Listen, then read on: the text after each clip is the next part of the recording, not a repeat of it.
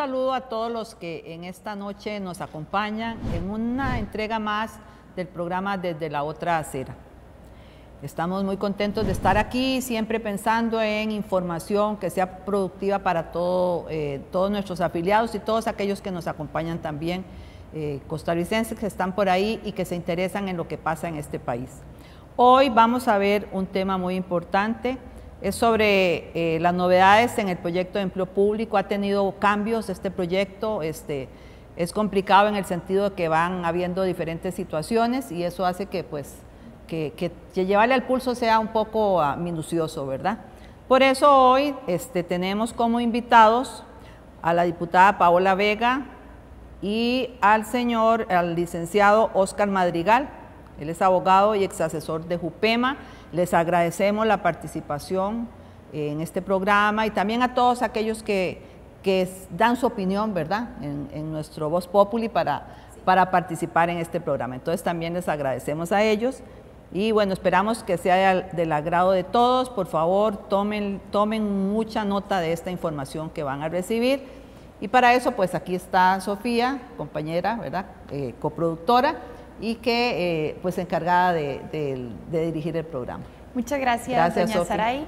Gracias también a quienes nos acompañan en la transmisión de esta noche. Como bien indicaba doña Saray, este es un proyecto muy cambiante, pero que además quizás creemos que solo si alguien no trabaja en el sector público, a lo mejor escucha empleo público y cree que solo son recortes y estas cosas. No, es mucho más denso. Aquí hay una reestructuración de cómo va a funcionar lo público. Así que hemos decidido dedicar este programa nuevamente a empleo público con invitados nuevos para que nos actualicen de por dónde va la cosa con este proyecto de ley. Escuchemos la siguiente editorial que la APSE ha preparado sobre este tema.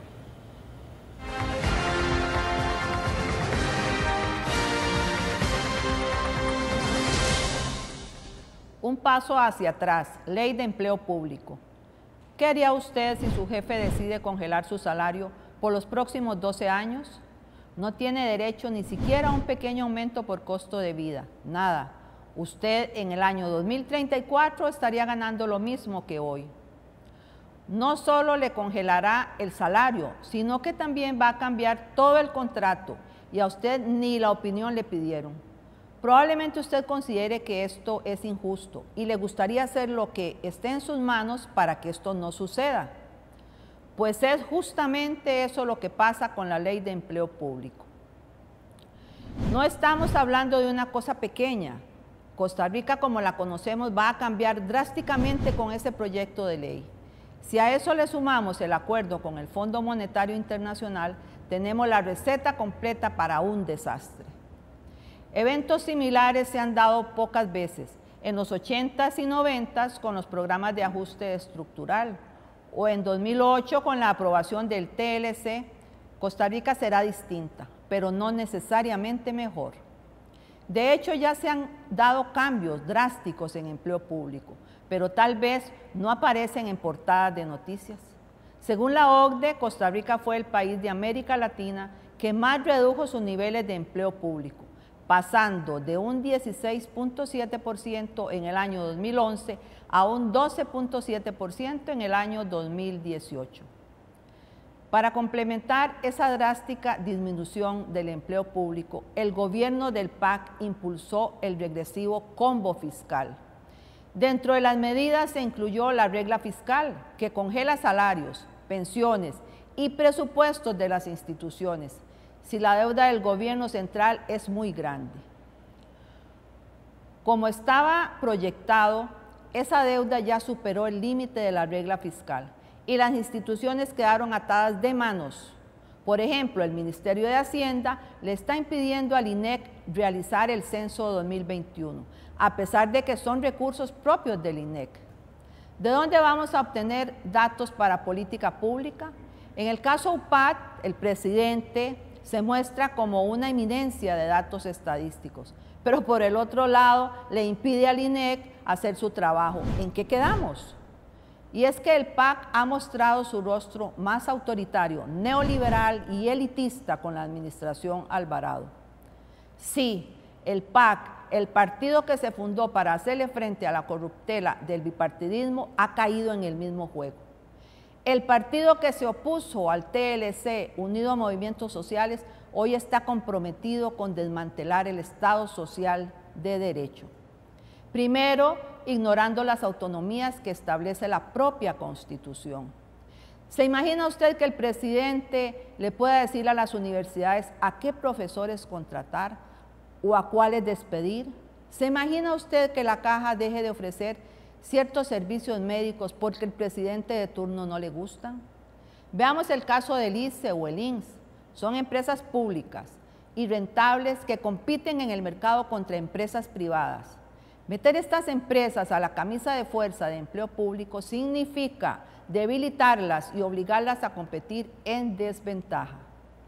Es la clásica movida de privatización, debilitar servicios públicos, echarle la culpa a la ineficiencia del Estado y a sus empleados para luego privatizar o tercerizar esos servicios y precarizar a las personas trabajadoras de esa institución. La ley de empleo público no va a resolver el déficit fiscal, no va a mejorar la oferta de servicios y no va a hacer el Estado más eficiente. Más bien, parece que es todo lo contrario. Entonces, ¿por qué seguir adelante? Al oído del presidente Alvarado y de la Asamblea Legislativa llegan voces muy poderosas. Políticos y empresarios con mucho poder tienen un gran interés en que esta ley se apruebe. No lo hacen por ver un mejor Estado, lo hacen para ver qué provecho sacan de él. Eliminar las convenciones colectivas, abrir portillos para despidos sin responsabilidad patronal, congelar salarios por 12 años, entre otras, son medidas a gusto y placer del gran empresariado, que busca precarizar tanto al empleado público como al empleado privado. La ley de empleo público, así como está, es un peligro para la estabilidad y recuperación económica del país. Aprobado ciegamente es un error. Si se presenta un nuevo proyecto de ley, debe incluir la opinión de quienes trabajan para el Estado y debería tener por objetivo la modernización del Estado social de derecho, no su desmantelamiento.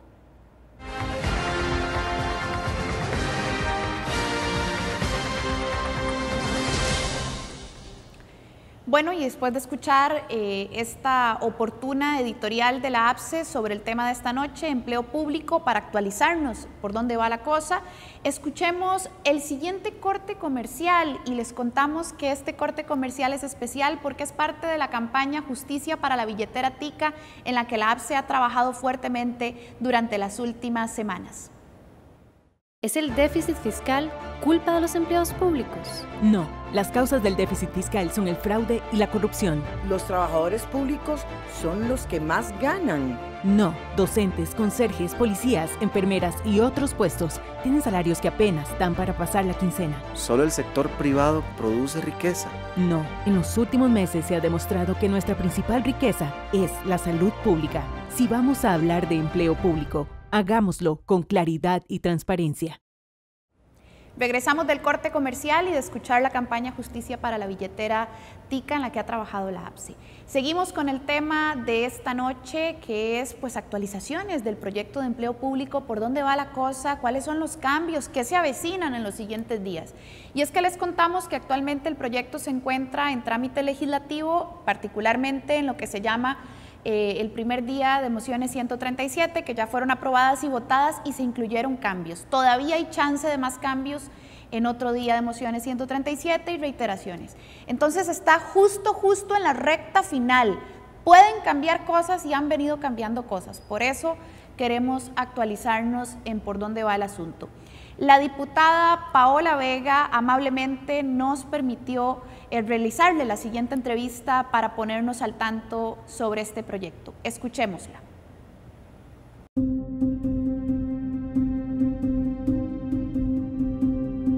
El proyecto de empleo público se encuentra en la recta final de su trámite en la Asamblea Legislativa.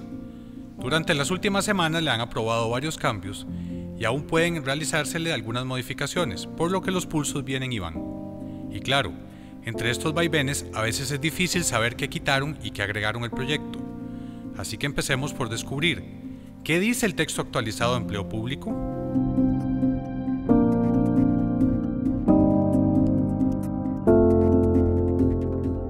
Bueno, a mí me preocupan mucho los cambios que se han dado en el proyecto. La versión inicial, para mi gusto, tenía aspectos mejorables, algunos negociables y algunos no. Por ejemplo, ya luego hablaremos con detalle, pero desde un inicio para mí es no negociable el tema de las universidades incluidas en el proyecto.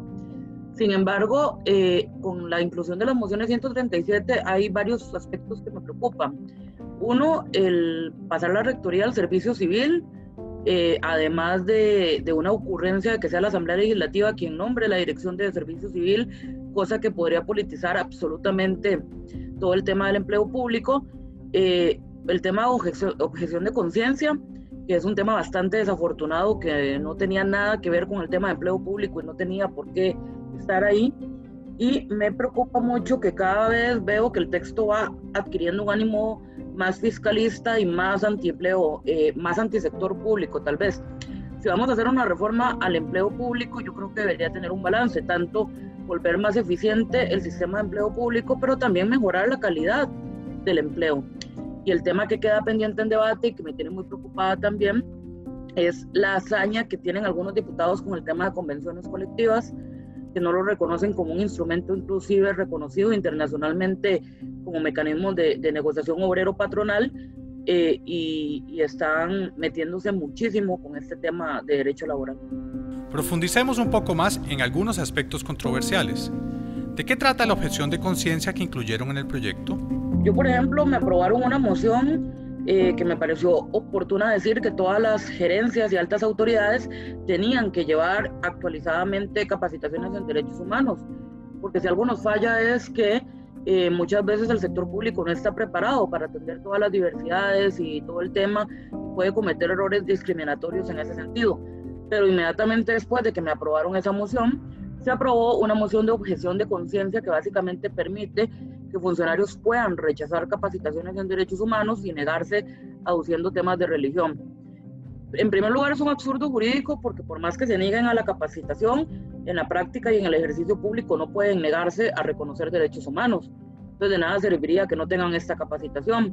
Pero en segundo lugar, genera una baja de calidad en el empleo público, porque de nada nos serviría algunos funcionarios o funcionarias capacitados y otros que quieran seguir practicando abiertamente prácticas discriminatorias, ¿verdad?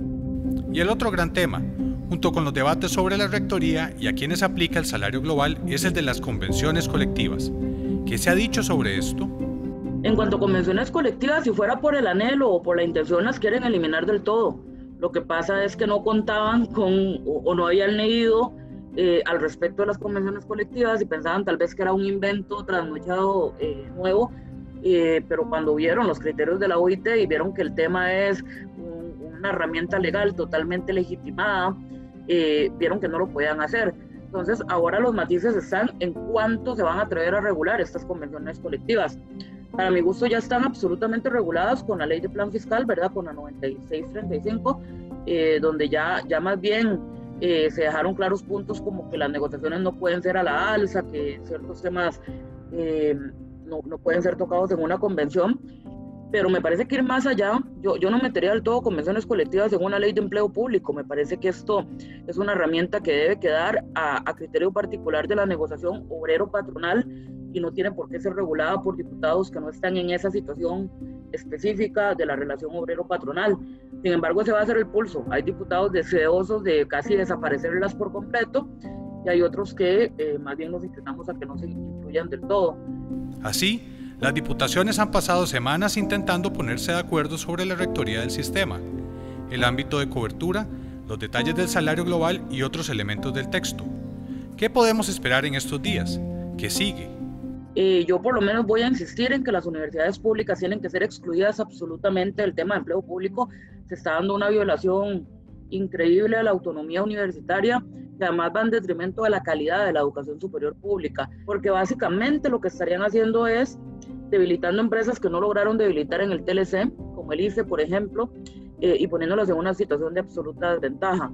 El debate fuerte va a versar sobre el tema de salario global, sobre la fecha de inicio, ¿verdad? De si se aplica a las personas ya o a partir de nuevos contratos, y también va a haber mucho debate o mucha negociación sobre el tema de la rectoría.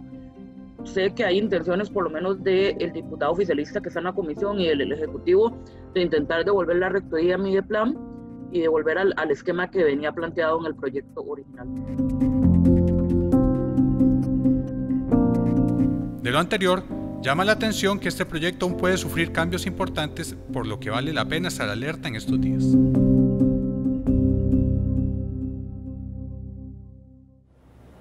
Agradecemos a la diputada Paola Vega por hacernos esta actualización desde su perspectiva del proyecto de empleo público en la Asamblea Legislativa.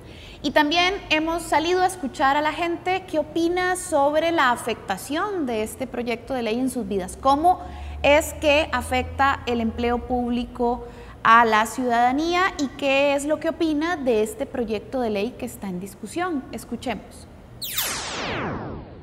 El proyecto de ley de empleo público convocado por el gobierno de Carlos Alvarado ha generado grandes debates a nivel nacional. El miércoles 4 de febrero, APSE, junto con otras organizaciones laborales y sindicales, se manifestaron afuera de la Asamblea Legislativa. Pero, ¿cuáles son los efectos de este proyecto de empleo público para la sociedad costarricense? Vamos a ver las opiniones de la gente que vienen desde la otra acera.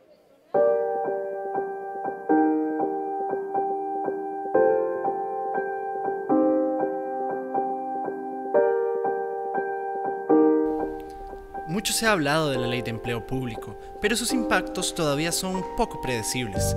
¿Con qué ojos ve la ciudadanía estas posibles repercusiones? Bueno, a mí me afectaría de todas maneras, porque ya soy una persona adulta mayor y la verdad, ya ahora el empleo casi no hay, y para tener un empleo uno y para que le estén haciendo esto, como que no les va a resultar, porque eso es un robo, como se dice, un robo, y socialmente es un robo para todas las personas que somos pobres, que tenemos un trabajo pequeño. Eso viene a afectar no solo a mí, sino a todos los compañeros que, según entiendo, tendrían un sueldo fijo. Y imagínense las personas, digamos, muchos compañeros que tienen préstamos en el banco, ¿cómo harían para pagar? Digamos, si les pusieran un sueldo de 800,000 colones, ¿cómo harían para pagar todos los que deben? Ay, la ley de empleo público nos va a afectar absolutamente a todos, porque todos, yo no soy una empleada pública, pero todos tenemos a un familiar de cualquier nivel que es un empleado público, y además los empleados públicos, si disminuyen sus ingresos, también van a afectar toda la economía nacional, porque son precisamente los que están gastando su dinero, ¿verdad? Que no es una utilidad como algunos quieren verlo, sino es su dinero en las sodas, en el restaurante, en el taxi. Entonces, de cualquier manera nos va a afectar la ley de empleo público a todos y a todas. La Rectoría del Empleo Público es uno de los puntos calientes del debate, pues el gobierno pretende que sea el Mideplan, un órgano político, el rector en esta materia. ¿Cómo ve la ciudadanía este cambio? No, jamás de los jamases, no, porque estarían, o sea, haciendo al otro más poderoso y al otro más débil. Entonces, para mí no acepto yo eso, que lo hagan así, en esa manera. Esa es una cosa realmente muy seria. ¿Por qué? Porque exactamente como usted lo dijo, es un asunto político.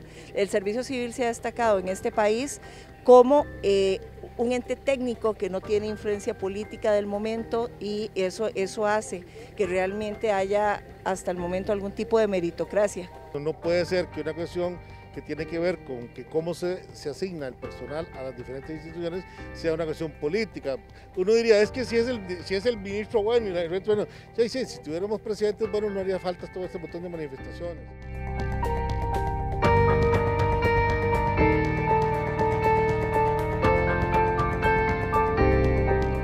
El congelamiento de salarios es una de las medidas más polémicas de la Ley de Empleo Público, pues impactará a toda la economía nacional. ¿Qué opina la población sobre esta drástica medida?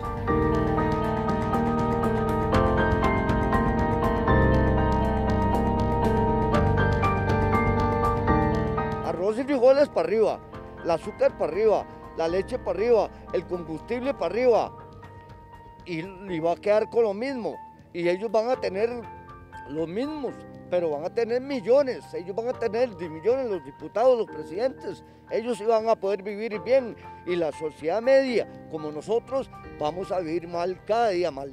No, jamás, jamás. ¿Con qué va a vivir ellos y su familia? ¿Cómo van a mantener a su familia? Jamás, eso es ilógico. Eso es gravísimo. O sea, en buena teoría es justificado en que todo el tema de la pandemia, pero todos los que hemos sufrido en este año ya, y, bueno, es casi un año, ¿verdad?, con todo lo que es reducción de jornadas laborales y suspensión de contratos de trabajo, o que simplemente no tiene ningún tipo de ingreso por la pandemia, puede saber lo que significa que su salario quede fijo durante 12 años. O sea, a mí me parece que no es posible que no hagamos algo todos y todas para decir esto no puede suceder, porque además en este momento estamos hablando de los empleados públicos, los que somos del sector privado sabemos perfectamente que eso lo hemos sufrido y que más bien queremos mejorar nuestras condiciones. ¿Cómo no podemos apoyar ahora a la gente del sector público que necesita apoyo? Ni las diputaciones, ni Casa Presidencial y tampoco el pueblo costarricense tienen todavía claras las consecuencias que tendrá el proyecto de empleo público para toda la sociedad. De algo sí estamos seguros, esto es una reforma a gran escala como nunca antes la habíamos visto. Es necesario seguir presentes y atentos a los cambios que tendrá en la Asamblea Legislativa.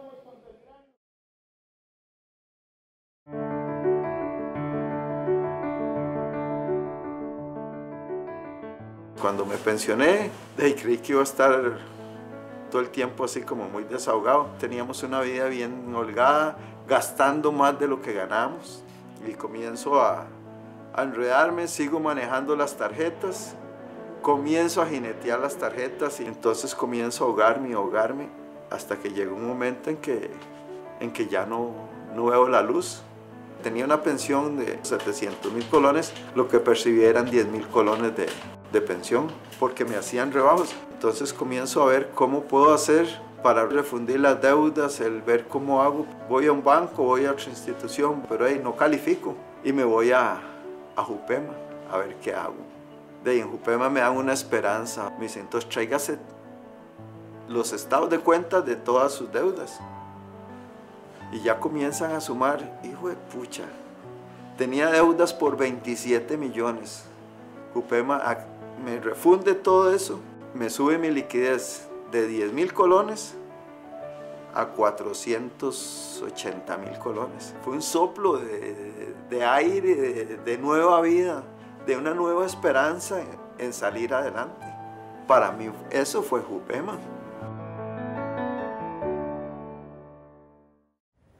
Regresamos del corte comercial en la última sección del programa de esta noche, que estamos hablando sobre empleo público, el proyecto de ley, las cosas nuevas que vienen y van en esos pulsos en la Asamblea Legislativa.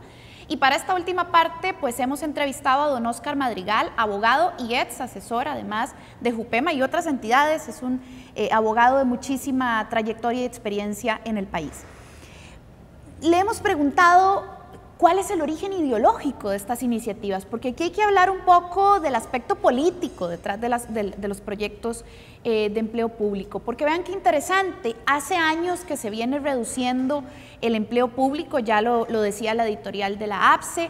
En realidad la movilidad laboral aquí ya se ha aplicado en la década de los 80s y 90s, en realidad aquí ya se han congelado anualidades, ya se han congelado y eliminado plazas. Entonces uno dice, bueno, tenemos más o menos unos 40 años de que el empleo público poco a poco se ha ido congelando, se ha ido estrechando, y los problemas fiscales no es que hayan desaparecido, ¿verdad? Aquí estamos sentados otra vez en un problemón de las finanzas públicas. Algo no calza y escuchemos a don Óscar Madrigal respondiendo esta pregunta. ¿Cuál es el origen ideológico político de las iniciativas de empleo público? ¿Será que son nuevas? El proyecto va a congelar prácticamente los salarios de los trabajadores públicos por más, yo diría, de 10 años. O sea, va a haber una década en donde el trabajador público no va a recibir aumentos de salario. Y conforme la inflación se va a ir comiendo los salarios, y por ello entonces las condiciones también de vida del trabajador van a verse sumamente definidas.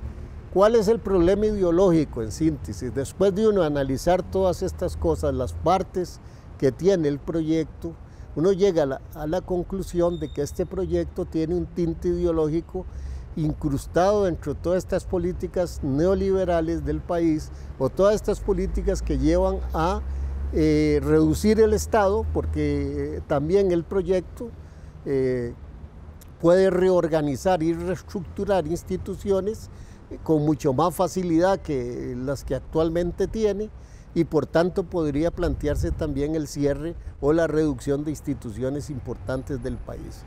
Entonces, y es antidemocrático porque viene a reducir la participación de las organizaciones sindicales.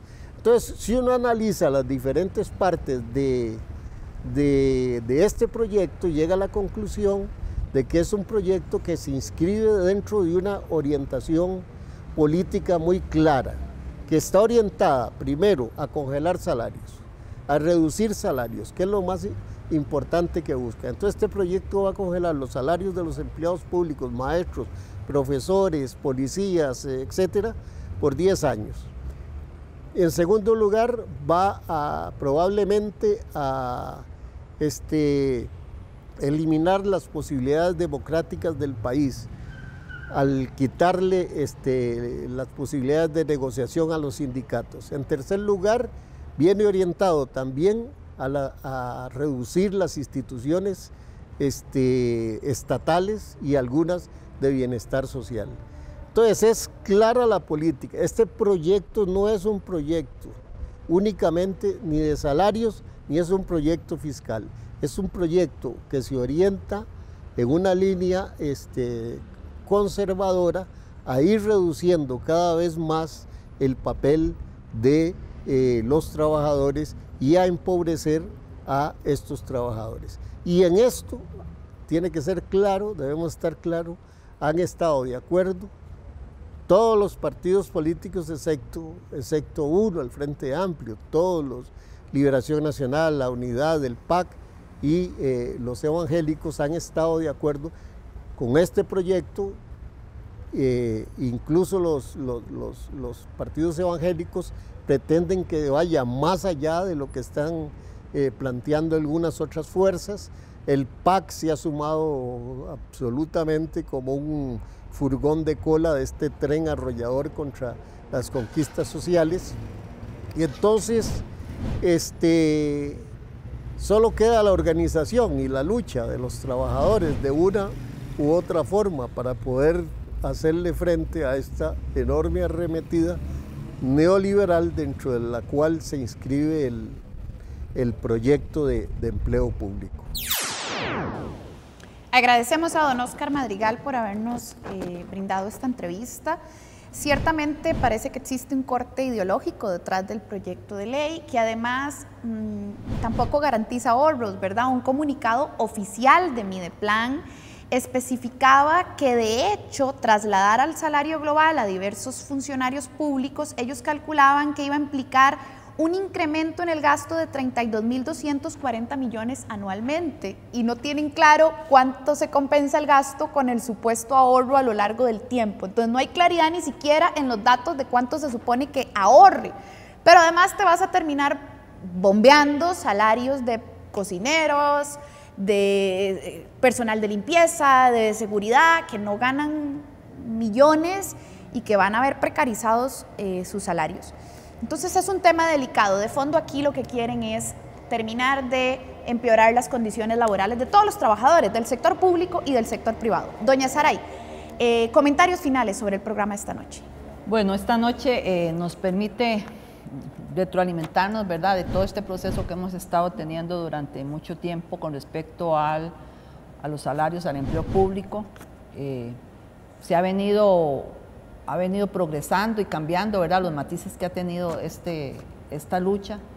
En este momento hay mucha gente que está atendiendo ya lo que está sucediendo con el empleo público, y hay dos elementos muy importantes que quiero para cerrar ahorita, pues comentar, es con respecto a lo que usted decía y lo que nos decían también algunos de los entrevistados, con respecto al salario global. Es un problema y se ha dicho, se ha reiterado, estudiosos de las universidades lo han dicho, que no se puede hacer ningún cálculo si no tenemos números con respecto al salario global. Y no existen los números, no estamos seguros qué va a pasar, no sabemos calcularle a nadie cómo va a quedar su salario, ¿verdad? Y eso es una injusticia. Eso le da falta de seguridad a la gente. Los trabajadores no pueden estar sabiendo que tienen deudas, que tienen gastos y no saben cómo va a quedar su salario en un proyecto como este. Entonces, para mí es categórico el repudio a esta situación del salario global, que no tenemos ni un solo dato que diga cuánto va a ser para nadie. Entonces, esta parte es muy delicada y lo digo para que también los que nos están escuchando también sepan que eso es así y que se debe de considerar de esa manera, ¿verdad?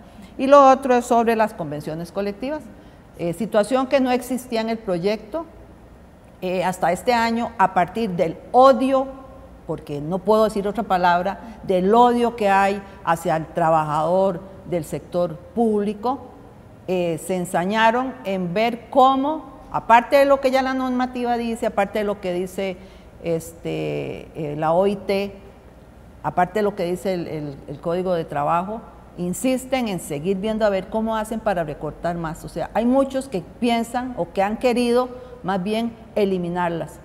Es una forma de negociación de los trabajadores, o sea, es un derecho de los trabajadores.